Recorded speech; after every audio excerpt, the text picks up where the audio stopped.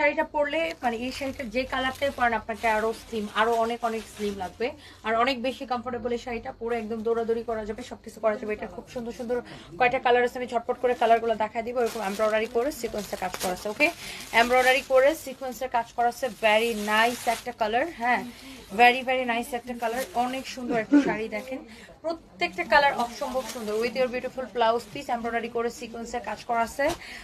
Such a nice and beautiful sari. কারো যদি এটা ভালো লাগতেছে সেটা নিয়ে নেবেন। ওকে, শাহজাদি বিনতে জিম আপু লিখেছে অনেক সুন্দর লাগছে, thank you so much. Sonia Islam Farhan লিখেছে চোখে শান্তি লাগার মতো একটা শাড়ি। হ্যাঁ, সবগুলো আপু সুন্দর। এটা হচ্ছে আপনার ব্লাউজ পিস সহ, দেখেন ব্লাউজটা কি যে সুন্দর।